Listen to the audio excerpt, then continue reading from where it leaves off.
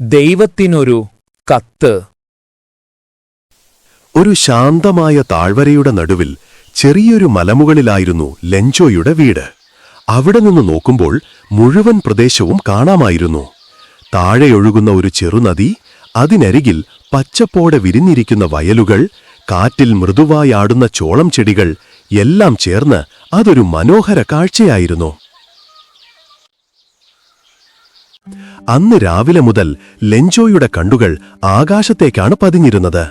മഴ വരുമോ എന്ന് അവൻ കാത്തുനിന്നു. പലപ്പോഴും അവൻ വയലിലേക്ക് നോക്കുകയും പിന്നെ വീണ്ടും ആകാശത്തേക്ക് നോക്കുകയും ചെയ്തു.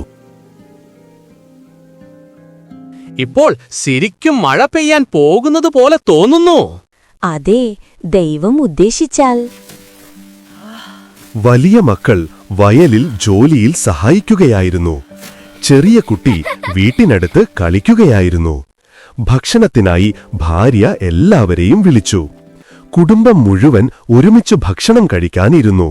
അപ്പോഴാണ് ആകാശത്തിൽ നിന്നുള്ള ആദ്യ മഴത്തുള്ളി നിലത്തേക്ക് വീണത്. വടക്ക് കിഴക്കൻ ദിശയിൽ കറുത്ത മേഘങ്ങൾ വേഗത്തിൽ അടുത്തെത്തുകയായിരുന്നു. ലെഞ്ചോ വീട്ടിൽ നിന്ന് പുറത്തേക്ക് നടന്നു. മഴത്തുള്ളികൾ അവന്റെ മുഖത്തും കൈകളിലും പതിയുമ്പോൾ അവനെ അതിനെ സന്തോഷത്തോടെ അനുഭവിച്ചു. ഇത് ആകാശത്ത് നിന്ന് പെയ്യുന്ന മഴ മാത്രമല്ല, ഇത് ദൈവത്തിന്റെ അനുഗ്രഹം കൂടിയാണ്. പക്ഷേ പെട്ടെന്ന് ശക്തമായ കാറ്റ് വീശിത്തുടങ്ങി. അതോടൊപ്പം വലിയ ആലിപ്പഴങ്ങൾ വീഴാൻ തുടങ്ങി. അവ വെള്ളി നാണയങ്ങൾക്ക് സമാനമായിരുന്നു. കുട്ടികൾ ഈ വെള്ളിമുത്തുകൾ ശേഖരിക്കാൻ വേണ്ടി പുറത്തേക്ക് പോയി. ഇത് പെട്ടെന്ന് കടന്നുപോകുമെന്ന് ഞാൻ പ്രതീക്ഷിക്കുന്നു. പക്ഷേ പ്രതീക്ഷിച്ച പോലെ മഴ നിന്നില്ല. ഒരു മണിക്കൂറോളം അത് നിർത്താതെ പെയ്തു. വീടിന്റെ മേൽക്കൂരയിലും വയലുകളിൽ മലകളിലും ചോളപ്പാടത്തും എല്ലായിടത്തും ആലിപ്പഴങ്ങൾ വീണുകൊണ്ടിരുന്നു. ആ താഴ്വര മുഴുവൻ ഉപ്പ് പരത്തിവെച്ചതുപോലെ വെളുത്തതായിരുന്നു. ആലിപ്പഴം ഒടുവിൽ നിന്നപ്പോൾ അയാൾ വയലിന്റെ നടുവിൽ നിശബ്ദനായി നിന്ന്, വെട്ടുകിളികൾ ഇതിനേക്കാൾ കൂടുതൽ അവശേഷിപ്പിക്കുമായിരുന്നു. ആലിപ്പഴം ഒന്നും അവശേഷിപ്പിച്ചില്ല. നമ്മുടെ എല്ലാ ജോലിയും വെറുതെയായി. ഞങ്ങളെ സഹായിക്കാൻ ആരുമില്ല. എന്നാൽ താഴ്വരയുടെ നടുവിലുള്ള ആ ഒറ്റപ്പെട്ട വീട്ടിൽ താമസിച്ചിരുന്ന എല്ലാവരുടെയും ഹൃദയത്തിൽ ഒരൊറ്റ പ്രതീക്ഷയുണ്ടായിരുന്നു: ദൈവത്തിൽ നിന്നുള്ള സഹായം. വിഷമിക്കണ്ട, എല്ലാം നഷ്ടമെന്നാലും ആരും പട്ടിണിയാൽ മരിക്കില്ല. രാത്രി മുഴുവൻ ലെഞ്ചോ തന്റെ ഒരേയൊരു പ്രതീക്ഷയെക്കുറിച്ച് മാത്രം ചിന്തിച്ചു: ദൈവത്തിൽ നിന്നുള്ള സഹായം.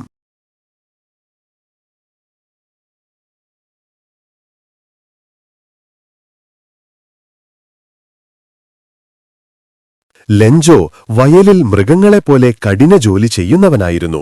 എങ്കിലും അവന് എഴുതാനുമറിയാം. അടുത്ത ഞായറാഴ്ച അതിരാവിലെ തന്നെ പട്ടണത്തിലെ തപാലിലിടാൻ വേണ്ടി ലെഞ്ചോ ഒരു കത്തെഴുതി തുടങ്ങി. അത് ദൈവത്തിനുള്ളൊരു കത്തല്ലാതെ മറ്റൊന്നുമായിരുന്നില്ല.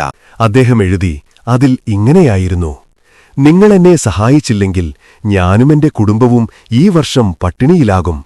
എന്റെ വയലിൽ വീണ്ടും വിതയ്ക്കാനും വിളകൾ വളരുന്നതുവരെ ജീവിക്കാനും എനിക്ക് 100 പെസോ ആവശ്യമുണ്ട്. കാരണം ആലിപ്പഴം വീണു. ദൈവത്തിന് പ്രകൃതിയെ കാണാൻ കഴിയുമെന്ന് വിശ്വസിച്ചതിനാൽ അദ്ദേഹം ആ വാചകം പൂർത്തിയാക്കിയില്ല.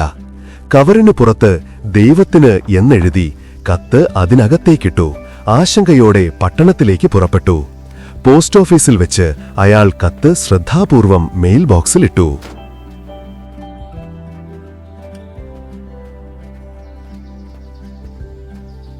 പോസ്റ്റ്മാൻ മെയിൽ ബോക്സിൽ നിന്ന് ആ കത്തെടുത്തു. ശേഷം പോസ്റ്റ് മാസ്റ്ററുടെ അടുത്തേക്ക് ഹൃദയപൂർവ്വം ചിരിച്ചുകൊണ്ട് ചെന്നു. ദൈവത്തിന് വിലാസം വെച്ച കത്ത് കാണിച്ചു.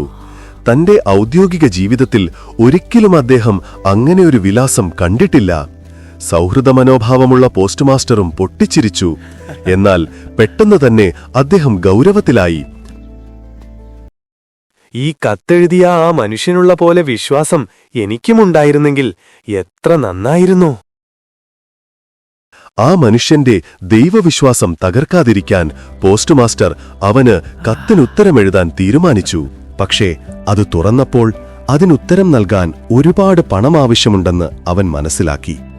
എന്നിട്ടും അയാൾ തന്റെ തീരുമാനത്തിൽ ഉറച്ചുനിന്നു. അയാൾ തന്റെ ജീവനക്കാരോട് സഹായം ചോദിച്ചു, കൂടാതെ തന്റെ ശമ്പളത്തിന്റെ ഒരു ഭാഗം നൽകി.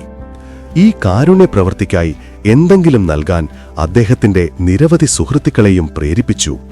പോസ്റ്റ് മാസ്റ്റർ ഏറെ ശ്രമിച്ചിട്ടും 100 പെസോ കൂട്ടാനായില്ല. എങ്കിലും പ്രതീക്ഷ കൈവെടിഞ്ഞില്ല. അയാൾക്ക് കഴിയുന്നത്ര ശേഖരിച്ചു. പകുതിയിൽ അല്പം കൂടുതൽ അയാൾക്ക് ലഭിച്ചു. അയാൾ ശ്രദ്ധാപൂർവം പണം ഒരു കവറിലിട്ട് ഒരൊറ്റ വാക്കിൽ ദൈവം എന്നൊപ്പിട്ടു. അടുത്ത ഞായറാഴ്ച തനിക്ക് കത്തുണ്ടോ എന്നറിയാനുള്ള ആകാംക്ഷയോടെ ലെഞ്ചോ പതിവിലും അല്പം നേരത്തെ പോസ്റ്റ് ഓഫീസിലെത്തി. പോസ്റ്റ്മാൻ അയാൾക്ക് കത്ത് കൈമാറി. പണം കണ്ടപ്പോൾ ലെഞ്ചോ അല്പം പോലും അത്ഭുതം പ്രകടിപ്പിച്ചില്ല. അത്രയായിരുന്നു അയാളുടെ ആത്മവിശ്വാസം. എന്നാൽ അത് എണ്ണിയപ്പോൾ അയാൾക്ക് ദേഷ്യം വന്നു. ദൈവത്തിന് ഒരു തെറ്റുപറ്റില്ല. ലെഞ്ചോ ആവശ്യപ്പെട്ടത് നിഷേധിക്കുകയും ചെയ്യില്ല. ഉടൻ തന്നെ ലെഞ്ചോ പൊതു എഴുത്തുമേശയിൽ വെച്ച് ദേഷ്യത്തിൽ വീണ്ടും ദൈവത്തിന് എഴുതി തുടങ്ങി.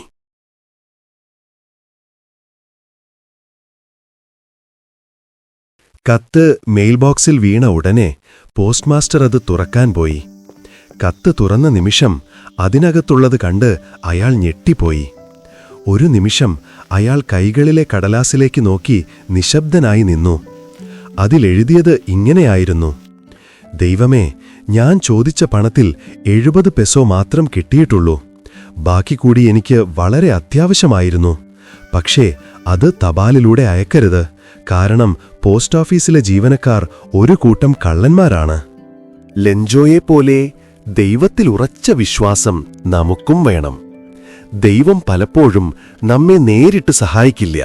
എന്നാൽ നല്ല മനസ്സുള്ള മനുഷ്യരിലൂടെ സഹായം അയക്കും. അതുകൊണ്ട് നമ്മെ സഹായിക്കുന്നവരെ സ്നേഹത്തോടും നന്ദിയോടും കൂടി കാണണം.